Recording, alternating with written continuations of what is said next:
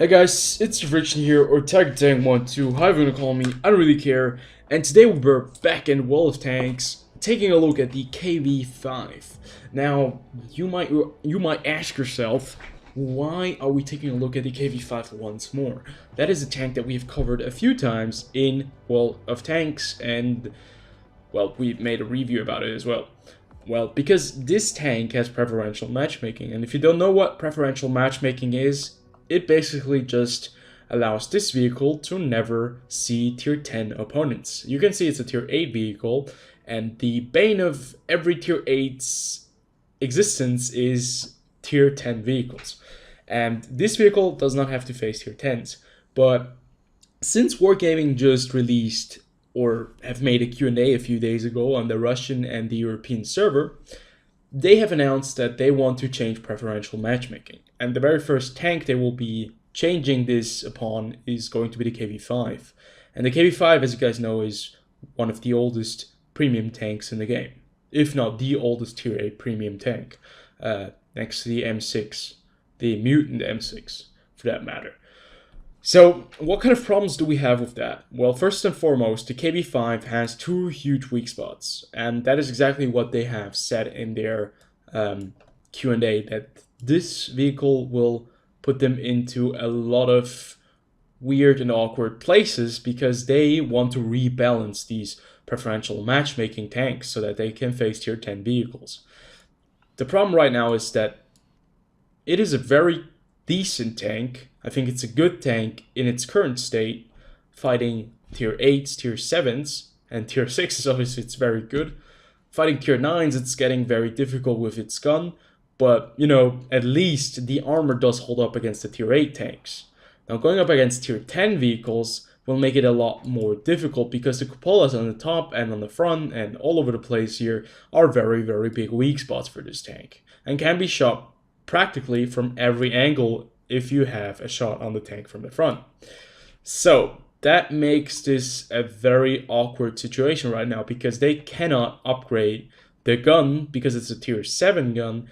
All that they can do in some regards is reduce the prices for gold ammunition, as they have mentioned, maybe up the armor on the front and reduce it on the side, but the gun is the main issue in my opinion because obviously its armor never has been top-notch. Its armor has been very, very good if no one knew where to shoot it, if they were low tiers. You could really bully these tanks. But, you know, fighting these other tier 10 tanks, all of a sudden your HP pool, which allowed you to tank a lot of other vehicles, will just disappear. And that makes it very, very difficult for everyone playing this tank. And that's what they exactly mentioned, that inexperienced players have very, very, very bad games in this tank, while experienced players do tend to do exceptionally well in this vehicle. So that is really crazy because there's a huge margin. There is nothing in the middle. Like either you do very, very well or very, very badly in this tank. After regarding their statistics that they have shown us. So the KV-5 is in a very tough spot right now. Should they add the armor or should they add or increase the gun penetration? Obviously they can do that, but at the same time it's kind of difficult for them to do that as well because they would have no other, they would have no way of talking around other tanks that have similar issues. They would need to buff them as well. The IS-6, for that matter of fact, is going to be reworked as well. This tank has preferential matchmaking too, and it's going to be the next vehicle after the KV-5. So these changes will be very, very interesting, and they will be announced and released on the test server previously so we can test these vehicles out. So we will jump into a match and look at this tank right now in its current state, and then we will talk about the maps in World of Tanks, but that is in a separate video. So let's jump right into a match. First of all, we have to get out of team training and get right into matchmaking. So, I've prepared another video as well in my T10, or the former known IS-8. I still like to call it the IS-8. And where I talk about some other things regarding team play. That's going to be a very interesting video as well. because I think it does need to be addressed, especially now, because with their Q&A, they have talked about a lot of issues that people have been very, very upset and annoyed with. And it does look like Wargaming are finally, listening, communicating very well, and I think it's a great way, because right now, 8 years, this game, right? Pretty damn crazy, 8 years lifespan, and it seems like the game is growing still, and the content is getting better. And I mean, we did have a phase in the middle where it was kind of dulling out, but still now I think it has gotten into a very, very nice position. So, without further ado, let's take a look at the matchmaking right here, and you can see we're playing some tier 8s, some tier 7s, and a whopping amount of tier 6 tanks on both sides. And that's exactly the matchup that you want to have in this tank. Now, I want you guys to keep in mind, this vehicle has 167... Oh, there's the tank driving right through. 167 millimeters of penetration with its standard AP rounds. And I'm not gonna cross over here. We're gonna put one shot into the Type 64. And now we're gonna cross. That was kind of stupid. We should have crossed with full speed. But that doesn't really matter.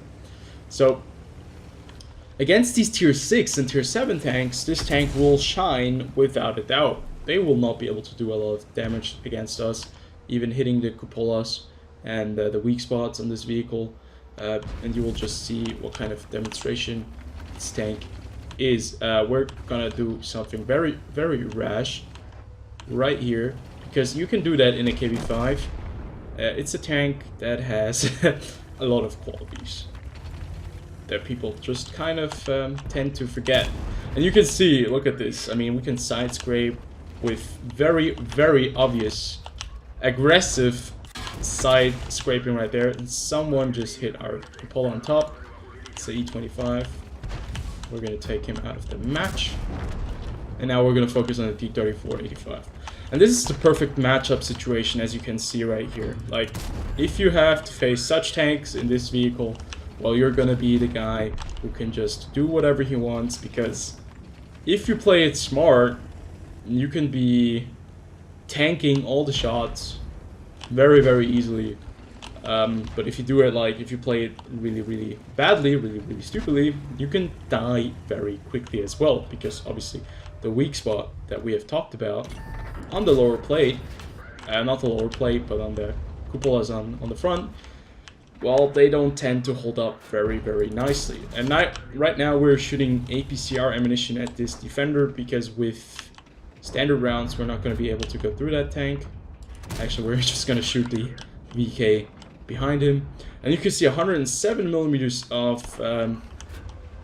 caliber is actually very, very, very nice against those tanks at tier 6 and tier 7, especially with this rate of fire.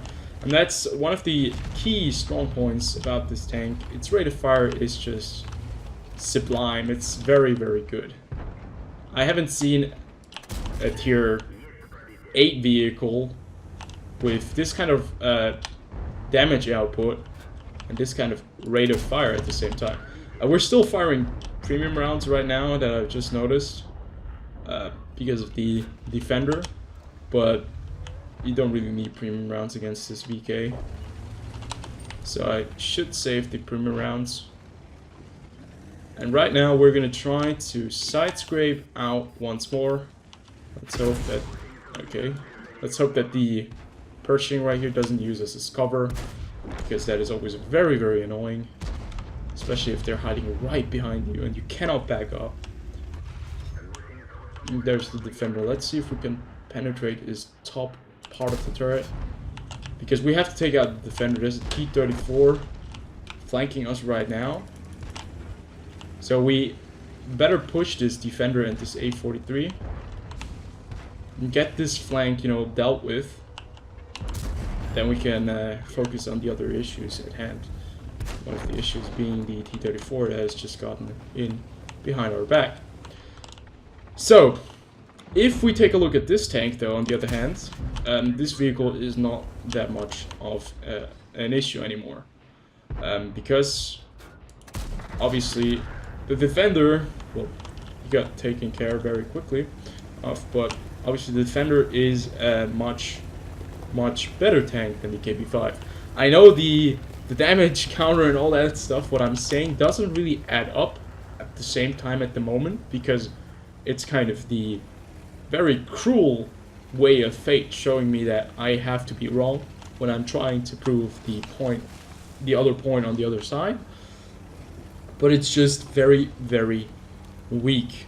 This tank in this matchup is extremely good, as you can see. Like, these tier 6 tanks, tier 7s, with the rate of fire that we had on this tank, well, good night, because they weren't able to penetrate us because we were able to hide these cupolas down below.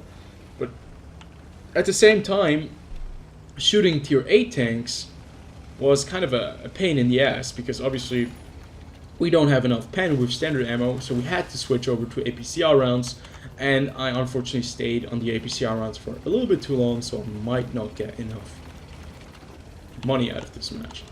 So that's the T-34. 3, actually I should have went just down the middle, could have bullied that guy. Now we're gonna flank him. And they have an Alpine Tiger, the new tier 8 premium tank, which is basically the WZ 111 with a new skin.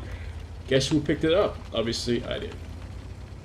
I kind of do feel ashamed of myself for doing that, because it's not a sublime good tank.